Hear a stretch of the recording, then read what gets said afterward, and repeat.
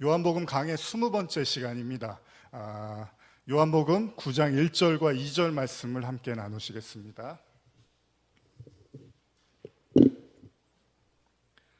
요한복음 강의 20번째 시간입니다. 요한복음 9장으로 넘어가서 9장 1절과 2절 말씀을 함께 읽겠습니다. 시작. 예수께서 길을 가실 때 날때부터 맹인된 사람을 보신지라. 제자들이 물어 이르되 라삐여, 이 사람이 맹인으로 난 것이 누구의 죄로 인함이니까? 자기니까 그의 부모니까? 자, 우리는 지난 시간에 요한복음 8장의 말씀을 들으신 분들은 기억을 하실 텐데요. 간음을 하다가 현장에서 붙잡힌 여인에 대한 말씀을 나눴습니다.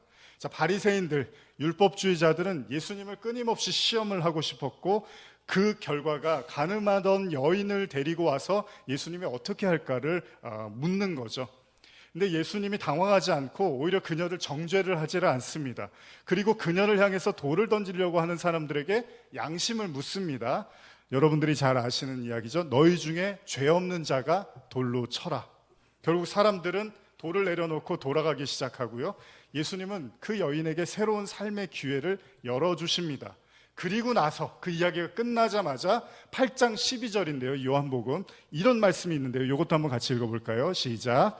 예수께서 또 말씀하여 이르시되 나는 세상의 빛이니 나를 따르는 자는 어둠에 다니지 아니하고 생명의 빛을 얻으리라. 자, 12절 말씀이 다시 이렇게 시작을 하는데, 이 말씀으로 시작해서 다시 8장에는 어떤 일이 일어나냐면 예수님하고 사람들하고 또 논쟁을 벌입니다. 그래서 이 논쟁에 대한 설교는 제가 굉장히 많이 해왔습니다. 이미 유튜브나 이런 걸 통해서 여러분들 설교 들으신 분들은 제 설교의 대부분이 율법주의자들과 예수님과의 그 논쟁에 대한 이야기들이 많기 때문에 제가 그 이후의 내용들은 오늘 다루지 않으려고 하고요. 이미 여러 설교를 통해서 들으셨고 요한복음 강의에서도 앞서서도 이 주제에 대한 말씀을 많이 나눴습니다. 그래서 오늘은 이 내용을 나누지 않고 8장의 말미로 가서 좀 내용들을 정리하려고 하는데요. 요한복음 8장 56절에서 59절은 제가 한번 읽어드리겠습니다. 너희 조상 아브라함은 나의 때에 볼 것을 즐거워하다가 보고 기뻐하였느니라. 유대인들이 이르되 내가 아직 50세도 못 되었는데 아브라함을 보았느냐? 예수께서 이르시되 진실로 진실로 너희에게 이르노니 아브라함이 나기 전부터 내가 있느니라 하시니 그들이 돌을 들어 치려 하거늘 예수께서 숨어 성전에서 나가시니라. 자, 예수님이 알아들을 수 없는 이런 말들 때문에 사람들이 항상 그 공분을 삽니다. 그래서 예수님을 또 결국은 돌로 치려고 하죠. 요한복음 8장까지의 내용을 보면 계속 이런 얘기입니다. 그러니까 예수님이 가는 곳마다 이 싸움이 끊이지를 않습니다. 그러니까 예수님이 설교를 하면 할수록요, 사람들은 떠나가거나 화를 내거나 둘 중에 하나예요. 예수님은 결코 환영을 받지를 못하는 거죠. 뭘 말을 하면 오히려 예수님은 위기에 빠지게 된다는 겁니다. 이런 사실로 미루어 봐서 예수님에 대한 메시지는 예수님에 대한 메시지에 대한 사람들의 반응은 매우 나쁩니다. 유대인들과의 계속된 긴장감 속에서 요한복음 9장이 이제 시작이 되는데, 오늘 여러분들이 읽으신 본문을 제가 한번 더 읽어드리겠습니다. 예수께서 길을 가실 때 날때부터 맹인된 사람을 본지라. 제자들이 물어 이르되 라삐여, 이 사람이 맹인으로 난 것이 누구의 죄로 인함이니까? 자기니까 그의 부모니까? 자, 성경에 자주 등장하는 이야기들이 병든 사람들이죠. 병든 사람들을 예수님이 만나시고 치료를 해주십니다. 이미 요한복음을 나누면서도 4장을 보시면 심한 열로 인해서 죽게 된 왕의 신하가 예수님을 찾아옵니다. 예수님이 고쳐주십니다. 그리고 5장으로 넘어가면 38년 된 병자가 등장하는데 이 사람도 예수님이 일으켜 세우십니다. 그리고 9장으로 가면 또다시 앞을 보지 못하는 사람이 등장을 합니다. 자, 예수님이 길을 걸어가고 계시는데 맹인 한 사람을 봅니다. 성경은 뭐라고 하냐면 그가 태어날 때부터 볼 수 없었다고 기록을 합니다. 그때 제자들이 묻습니다. 그가 앞을 못 보는데 그게 누구의 죄 때문입니까? 이렇게 묻습니다. 그 자신입니까? 혹은 그의 부모의 죄 때문입니까?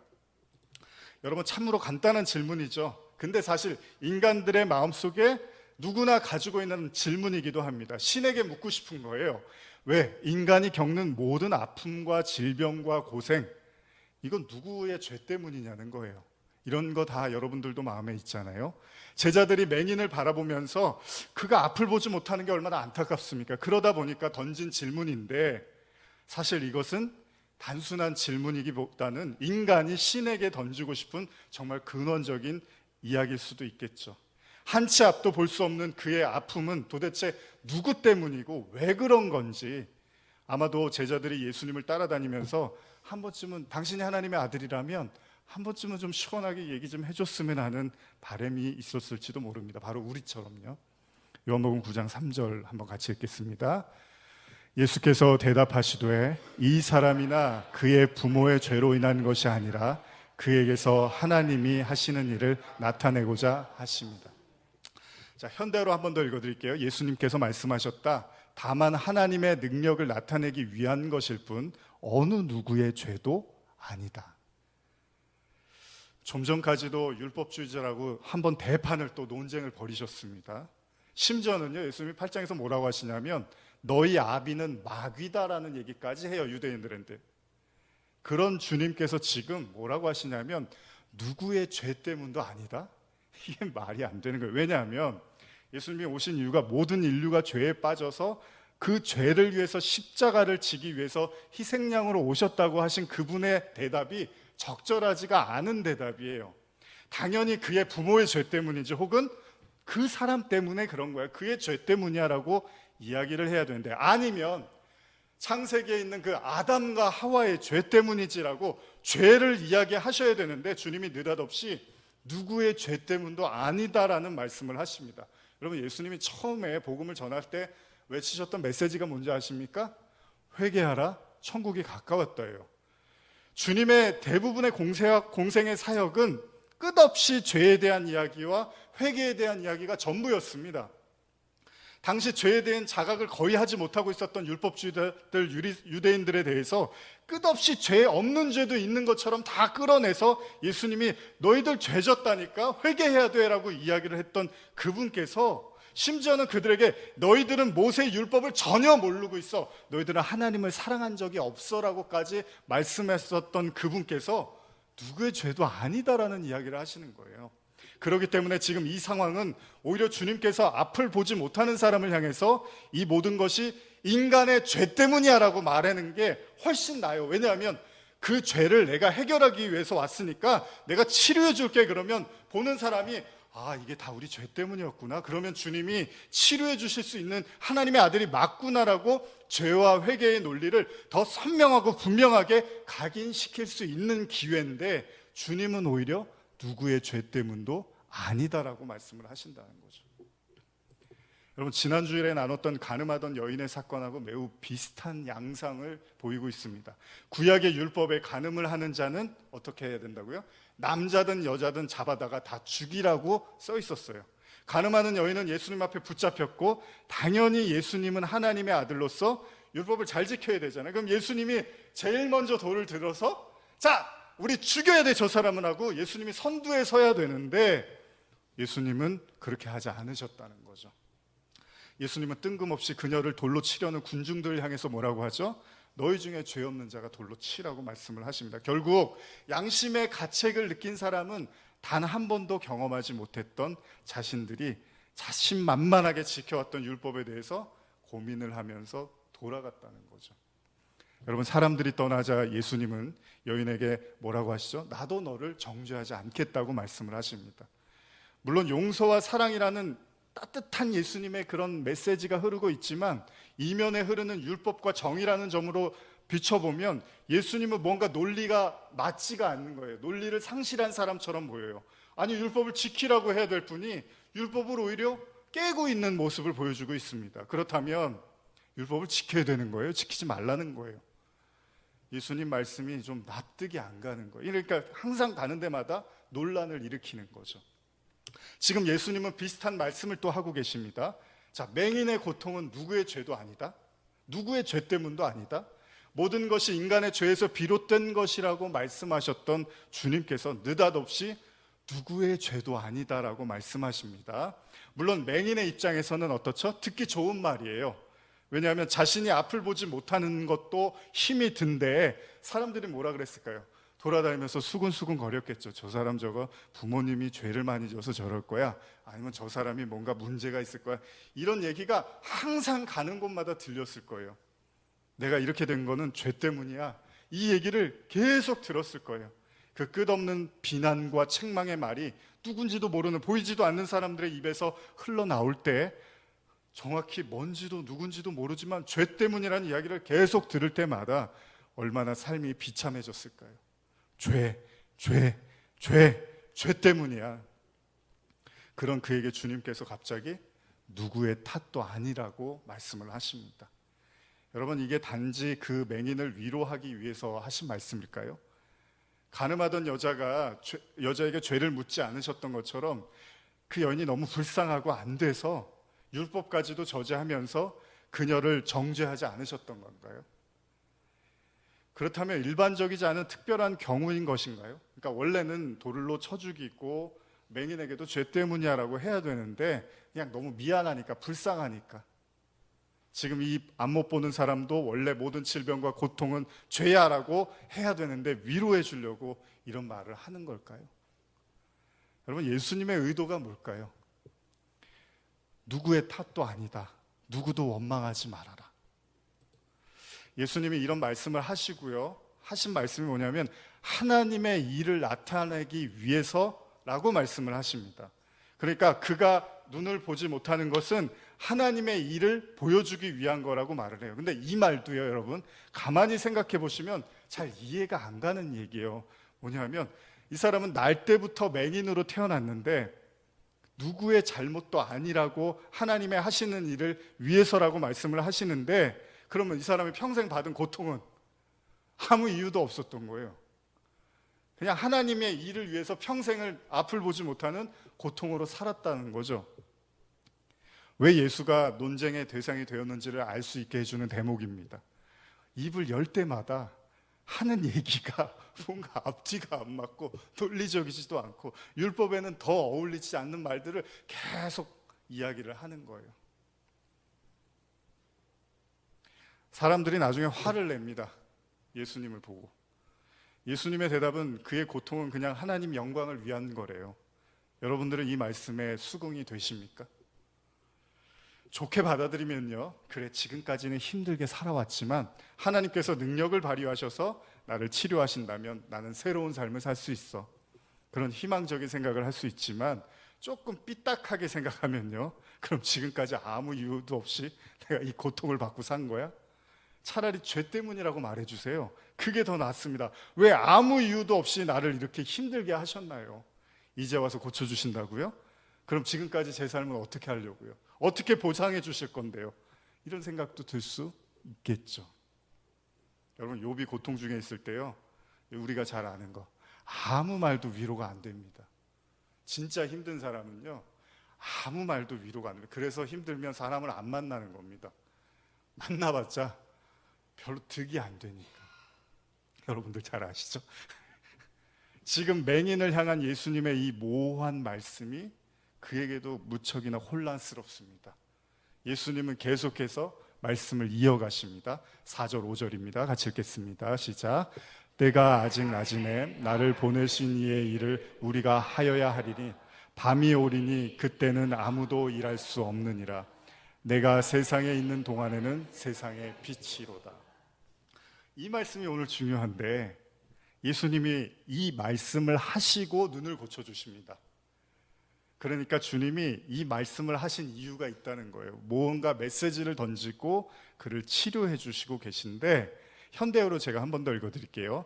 지금은 낮이다. 우리는 이 낮 동안에 나를 보내신 분의 일을 신속히 해야 된다. 밤이 오면 아무도 일할 수 없을 것이다. 내가 세상에 있는 동안은 내가 이 세상의 빛이다. 자, 이 이야기를 살펴보면 지금은 낮인데 그 낮이라는 시간 동안에 하나님의 일을 해야 된다는 거예요. 왜냐하면 밤이 오면 아무 일도 할 수 없다는 거죠. 우리가 잘 알고 있는 것처럼 낮은 뭐죠? 해가 떠 있는 상태를 낮이라고 합니다. 그리고 밤은 해가 떨어진 상태를 밤이라고 하죠. 그러니까 밤이 되면 깜깜하잖아요. 근데 예수님이 지금 밤이 되면 깜깜해서 일을 못하니까 낮 동안 열심히 일하자는 그런 단순한 이야기가 아니라 지금 주님이 정의하고 있는 낫을 가만히 보면 그러니까 해가 떠 있는 상태. 이걸 5절에서 주님이 뭐라 그러냐면 내가 세상에 있는 동안은 내가 세상의 빛이라고 해요. 그러니까 주님이 지금 말씀하시는 낮이라는 건 야 지금 아직 해 떴어. 그러니까 우리 일 빨리 하고 밤 되면 우리 일 못해. 철수해야 돼. 이 얘기를 하는 게 아니라 내가 세상의 빛이라는 거예요. 그러니까 내가 있는 동안이 낮이다라는 말씀을 하시는 거죠.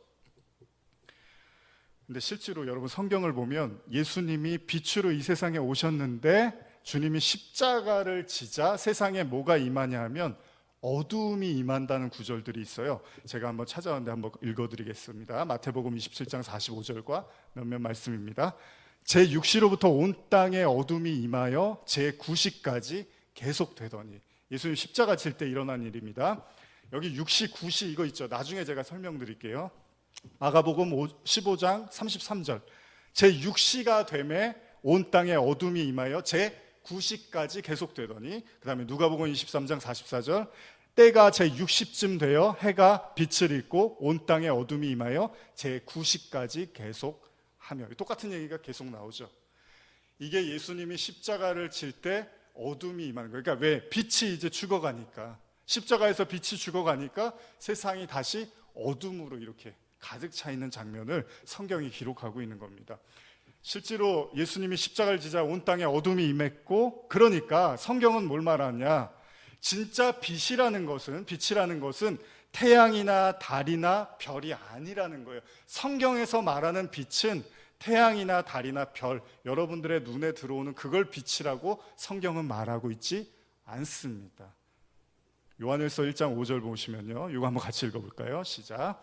우리가 그에게서 듣고 너희에게 전하는 소식은 이것이니 곧 하나님은 빛이시라 그에게는 어둠이 조금도 없으시다는 것이니라.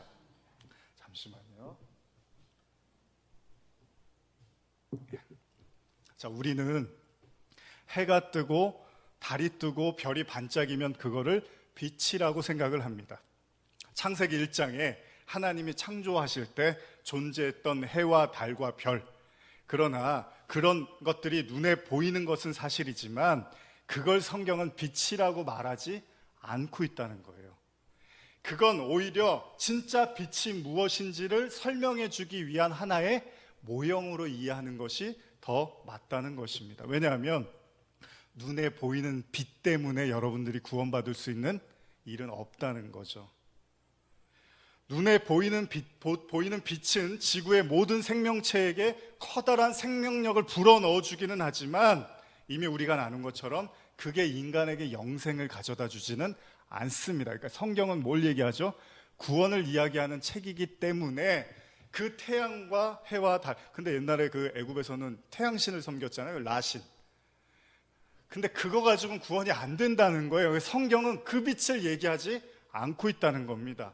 여러분들이 읽으신 지금 요한일서 말씀 보면 하나님이 빛이다라고 해요. 근데 하나님이 태양인가요? 아니죠. 그러니까 그 빛을 성경이 말하고 있는 게 아니에요. 그에게는 조금도 어두움이 없다는 거예요. 그러니까 성경에서 말하는 빛과 어둠의 개념은 뭐죠? 하나님이 빛이면 하나님이 존재하지 않는 상태를 어둠이라고 하는 거죠. 그러니까 하나님의 존재의 유무를 가지고 빛과 어둠을 성경이 이야기하고 있는 거죠. 예수님의 말씀도 마찬가지입니다. 낮과 밤 역시도 동일합니다. 이 관점으로 여러분 창세기 1장을 보시면 쉽습니다. 창세기 1장 1절에서 5절 제가 천천히 읽어드릴게요. 태초에 하나님이 천지를 창조하시니라.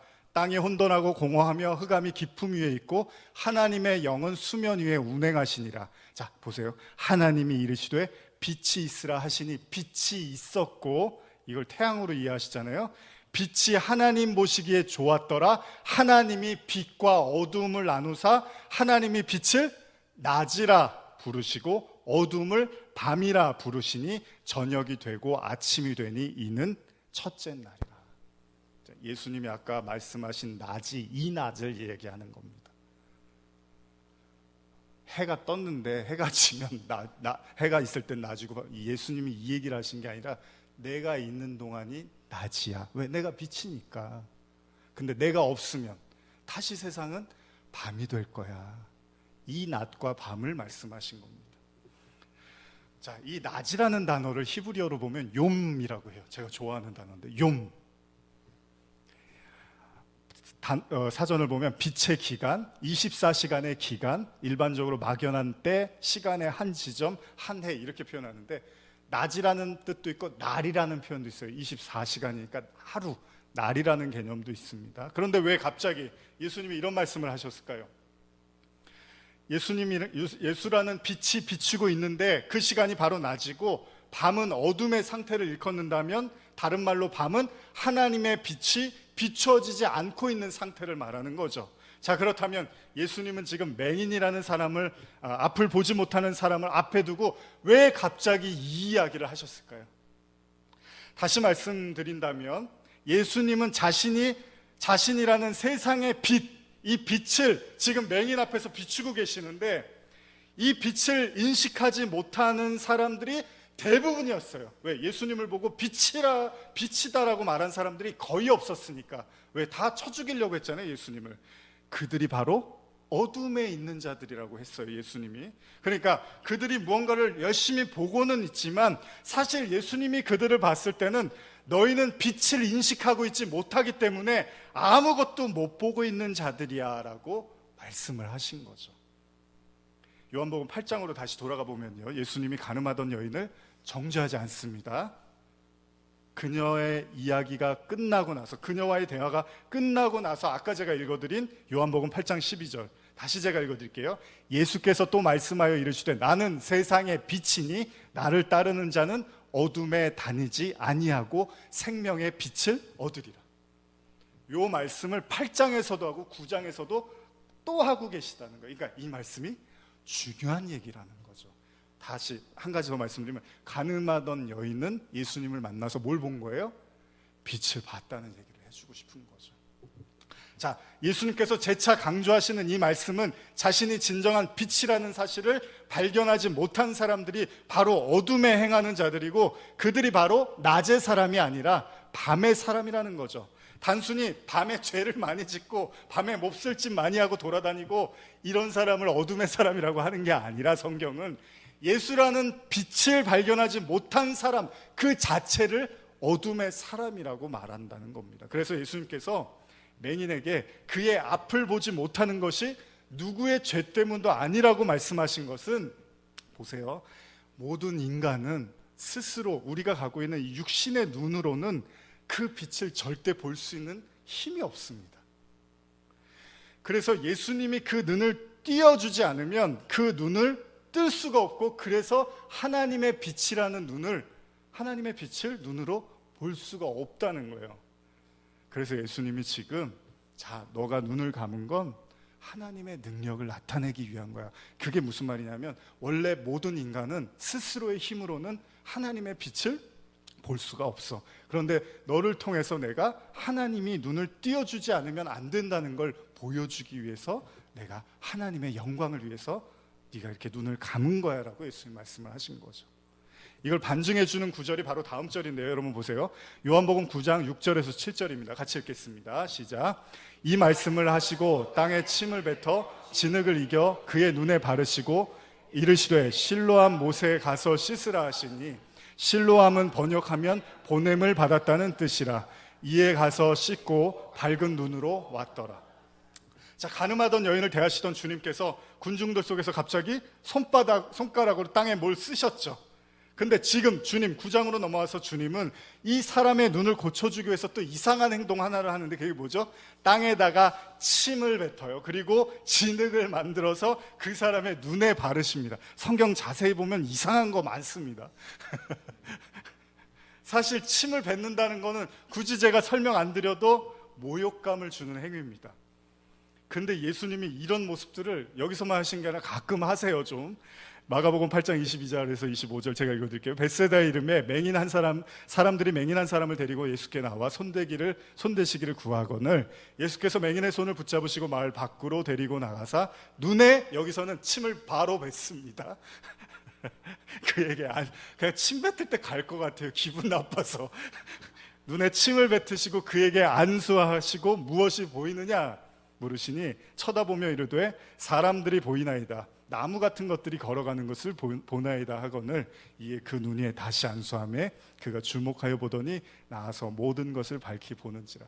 이 구절도 굉장히 중요하고 의미심장한데 나중에 기회가 되면 여러분과 나누고 싶습니다. 자, 여기서도 맹인이 등장합니다. 예수님이 그를 고치기 위해서 눈에 침을 뱉습니다. 그렇게 하셨을까요?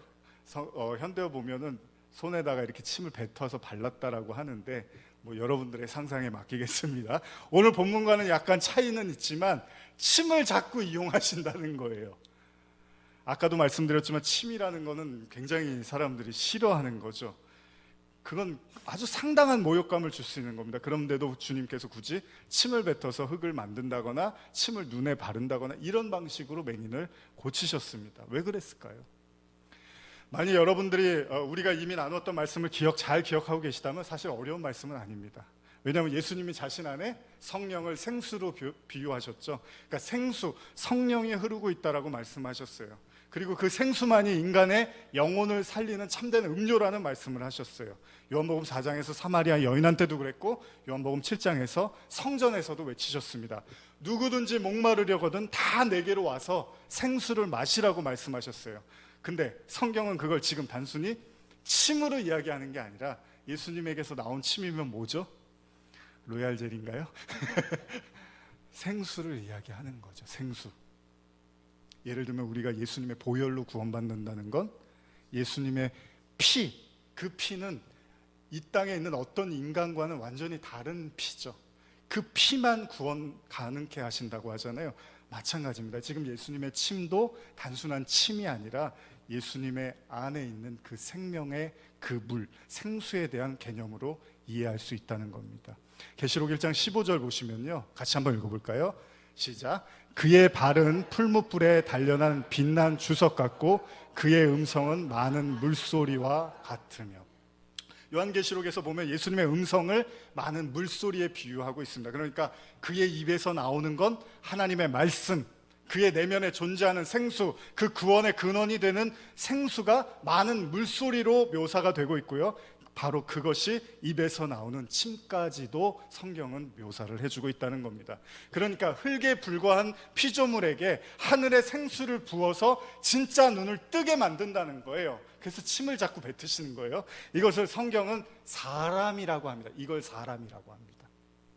하나님의 생명수를 받은 자들을 영생을 사는 자들이라고 하는데, 단지 하늘의 그 생명수와 맞닿지 못하고 흙으로 빚어져서 다시 흙으로 돌아가면 그걸 그냥 죽음, 영원한 죽음이라고 하는 겁니다. 그러나 그 흙이 하늘의 생수와 맞닿으면 그게 새 아담, 영원한 아담이 되는 거죠.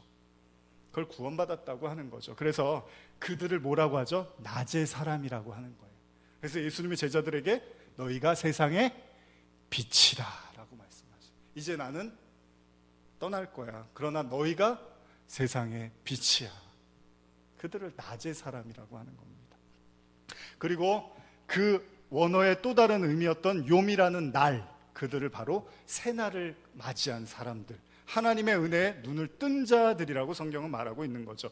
그래서 예수님은 당시에 침을 이용해서 맹인의 눈을 고친 겁니다. 그런데 오늘 요한복음 9장의 본문에 바로 침을 발라서 눈을 뜨게 했던 마가복음하고는 달리요, 마가복음에서는 바로 침을 발랐는데 요한복음에서는 흙에 섞어서 진흙을 발라줍니다. 그 상태에서 눈을 뜨나요?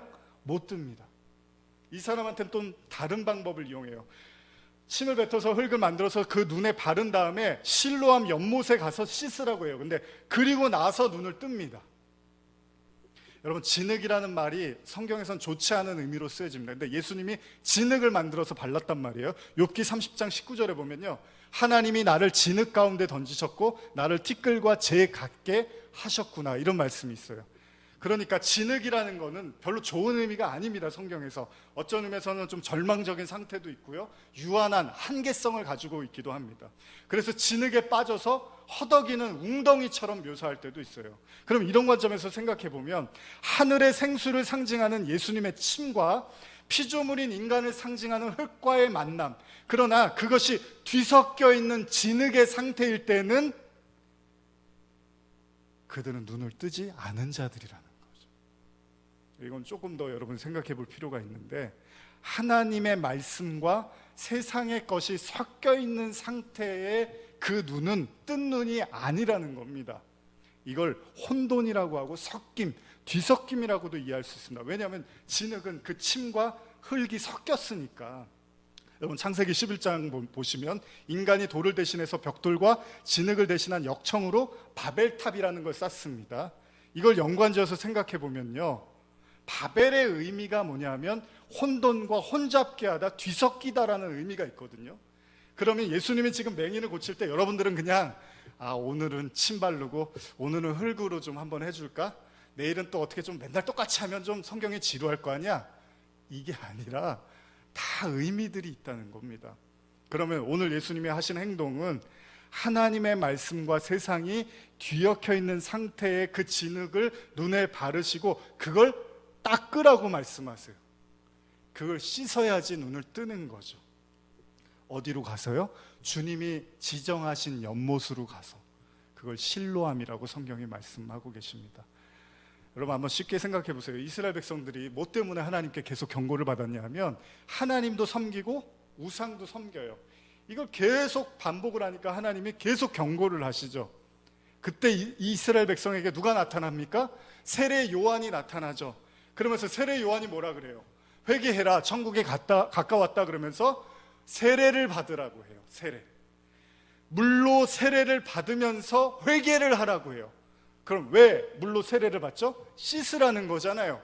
죄를 씻김 받으라는 거죠. 계시록 22장 14절 15절 한번 같이 읽어보겠습니다. 시작. 자기 두루마기를 빠는 자는 복이 있나니 이는 그들이 생명나무에 나아가며 문들을 통하여 성에 들어갈 권세를 받으려 함이로다. 개들과 점수가들과 음행하는 자들과 살인자들과 우상 숭배자들과 거짓말을 좋아하며 지어내는 자는 다 성 밖에 있으리라. 여기 보시면 쉽게 생각하세요. 뭘 빠르래요. 계시록 마지막 말씀에 자기 두루마기를 빤 자들은 복이 있대요. 옷을 깨끗이 빨아서 입고 다니라는 건가요? 아니죠. 세상과 하나님과 이렇게 섞여 있는 상태의 말씀을 가지고는 구원을 받을 수가 없으니까 반드시 우리는 우리에게 주신 구원이라는 예복을 깨끗이 씻으라는 거예요. 그렇지 않은 사람은 구원을 못 받는다고 이야기하고 있습니다. 사실 주님께서 이 일을 통해서 진짜 하고 싶었던 말씀이 있었다는 거예요. 그건 하나님께서 인간의 눈을 아까도 말씀드렸지만 열어주지 않으면 인간은 절대 눈을 못 뜬다는 겁니다. 우리가 여러 번 말씀을 드렸지만 육체의 생명, 즉 생물학적으로 살아있다고 해서 성경이 그 사람을 살아있다고 하지 않습니다. 성경은 반드시 하나님이 생명을 줘야지만 인간이 살아날 수 있다고 해요. 마찬가지로 우리가 눈을 뜨고 지금 뭔가를 볼 수 있다고 해서 하나님은 그걸 눈 뜬 거라고 인정해 주지 않는다는 겁니다. 오늘 성경에 등장하는 사람은 날 때부터 눈을 뜨지를 못했습니다. 사실 모든 인간은 태어나면서 죄인이죠. 똑같은 얘기예요. 날 때부터 눈을 못 뜨거나 태어나면서부터 죄인. 이것이 성경의 증언입니다. 여러분과 제가 인정을 하던 하지 않든 간에 여러분과 제가 아담과 하와와 같이 있었던 적이 없고 에덴에 있었던 적이 없어요. 근데 성경은 그들이 먹은 선악과로 인해서 우리도 죄인이라고 말을 하고 있고요. 그래서 그들이 자신들의 지혜와 지식으로 선악과를 먹고 선악을 분별하고 있는 그 눈을 그들도 가지고 있지만 우리도 가지고 있다고 이야기를 하고 있습니다. 성경은 그러한 자들, 아니 모든 사람을 향해서 눈을 감았다고 이야기를 합니다. 혹은 어둠에서 헤매고 있다고 말씀을 하십니다.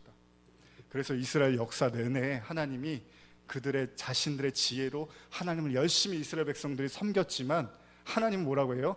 우상숭배, 혼합주의, 너희들이 하는 게 바벨 쌓는 거야. 계속 이런 말씀만 하셨던 거죠.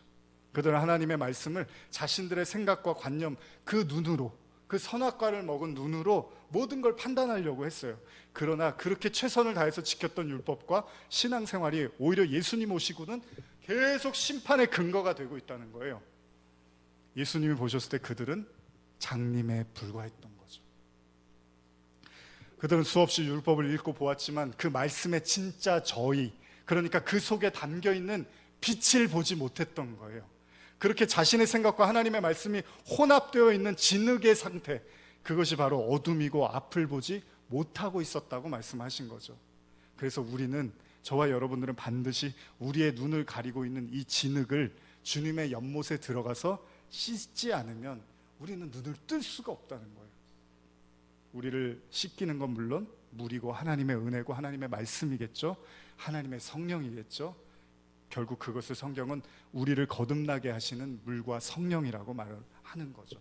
이걸로 우리가 씻지 않으면 세상을 못 본다는 거예요. 대부분의 사람들은 이를 거부합니다. 지금 여러분들은 어떠십니까? 눈을 뜨셨습니까? 감으셨습니까?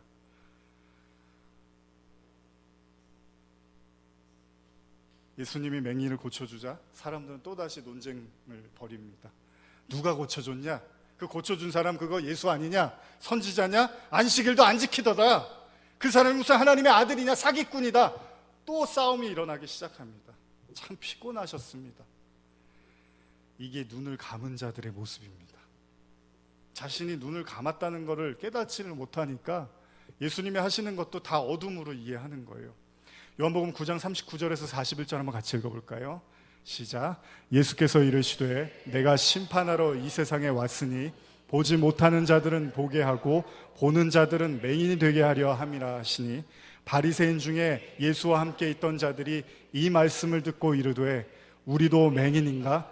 예수께서 이르시되 너희가 맹인 되었더라면 죄가 없으려니와 본다고 하니 너희 죄가 그대로 있느니라. 이 사건 이후의 마지막 내용입니다. 이게 9장의 끝이 이렇게 끝납니다. 그러니까 진짜 하시고 싶었던 얘기는 이 얘기입니다. 예수님이 사실은 모든 사람에게 하시고 싶었던 말씀이죠. 굳이 그에게 누구의 죄 때문이 아니라 하나님의 영광을 나타내기 위함이라고 말씀하신 것도 그 맹인을 통해서 사실은 나를 보라는 거였어요. 나를. 그 안 못 보는 자를 통해서 우리의 눈 감은 것을 깨달으라고 예수님이 고쳐줬는데, 사람들은 뭐라고 해요? 참 재수가 없는 사람이야, 운이 없는 사람이야, 누가 죄를 져서 저렇게 불쌍한 인생을 사나라고 생각하고 있었다는 거예요. 사람들은 우리 눈에 보이는 모든 사람, 사건, 사물들을 포함한 모든 피조 세계는 사실은 하나님께서 우리의 영적인 성장과 우리의 구원을 위해서 여러분과 제 눈앞에 펼쳐주신 거라는 거예요. 그걸 성경은 표적이라고 합니다. 표적은 보고 깨달으라는 거예요. 여러분 운전하시다가 길 모르면 표지판 보시죠. 그거 보고 어디로 가야 되는지를 알라고 한 거잖아요. 근데 그 표지판을 신봉하는 사람은 없잖아요. 근데 유대인들은 율법을 신봉해버린 거예요. 율법 자체를. 그 율법을 통해서 뭐를 지시하고 있는지를 보지를 못한 거죠. 우리는 그 피조생애를 통해서 현재의 나와 구원받아야 될 나, 그리고 구원받기 위해서 무언가를 깨닫고 배워야 할 나를 발견해야 되는데, 그러나 자신들이 보고 있는 걸 전부라고 생각한 사람들은 그냥 눈을 뜨고 있다고 생각하고 그 사람들 향해서 주님이 말씀하십니다. 피조물에 불과한 너희들이 창조주라는 빛 앞에서 여전히 그 감은 눈을 떴다고 믿는다면 너희들은 영원히 눈을 뜨지 못할 거야. 그러나 너희들이 뜨고 있는 눈이 감은 것과 다름이 없음을 인정한다면 그들은 비로소 눈을 뜨게 될 거야.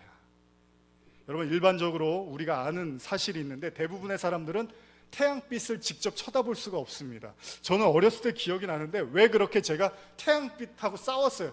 네가 이기나 내가 이기나 하면 끝까지 뚫어지게 태양을 쳐다보려고 했었어요.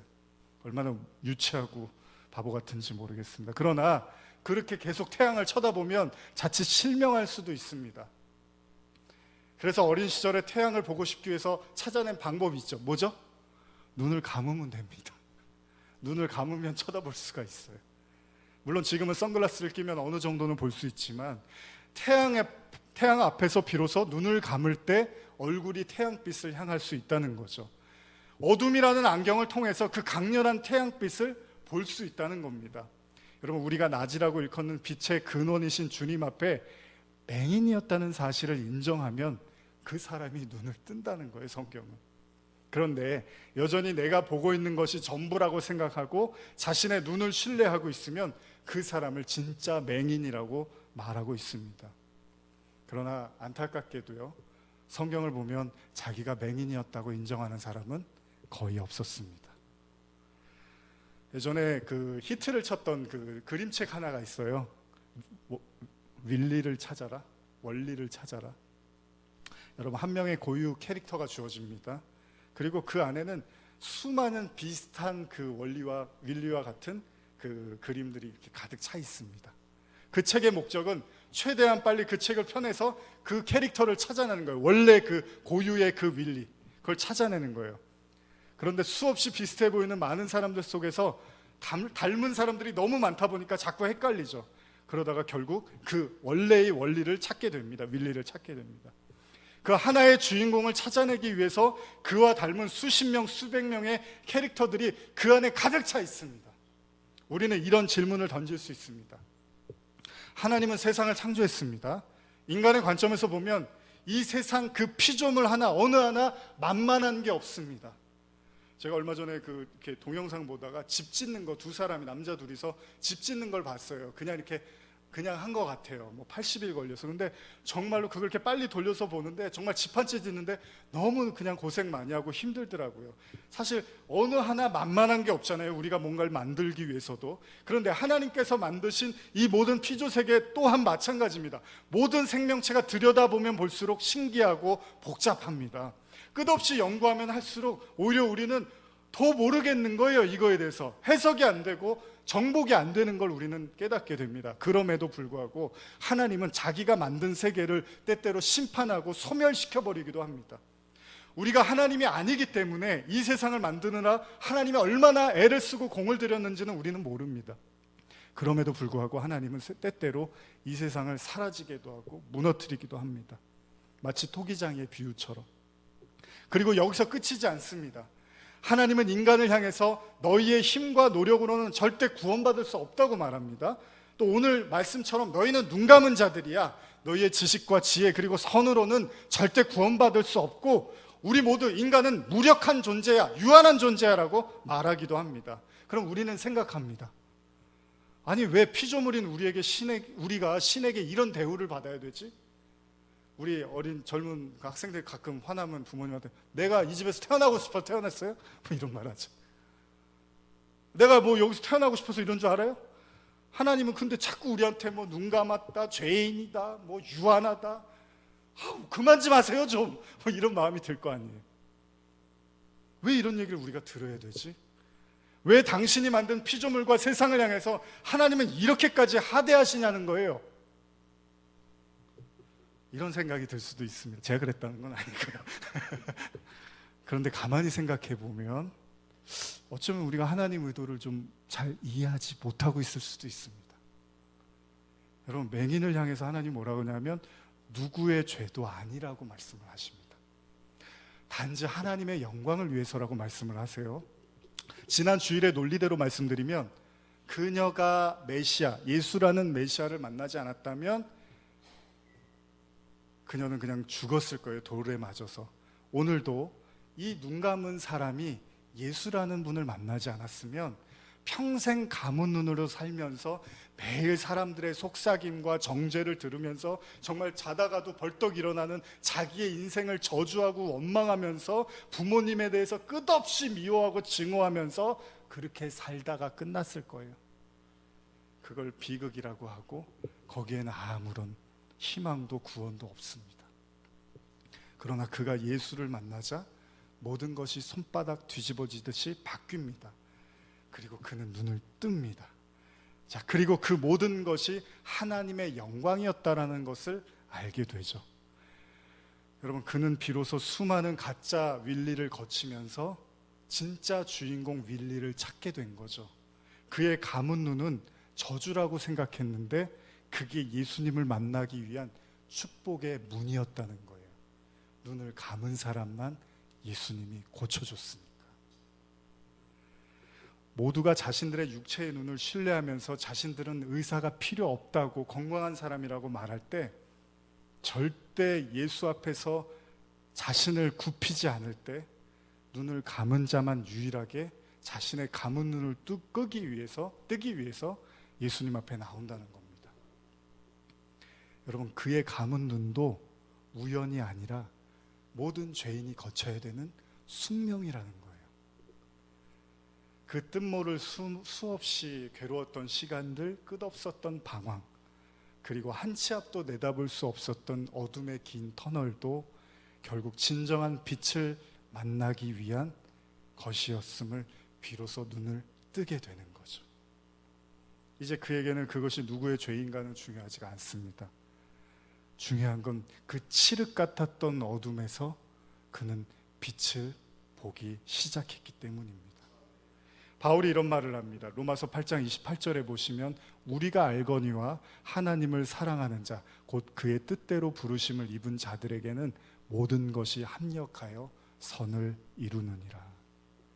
현대어로 읽어드릴게요. 우리가 하나님을 사랑하고 하나님의 계획에 맞게 살아가기만 하면 모든 일이 유익한 것임을 우리는 알고 있습니다.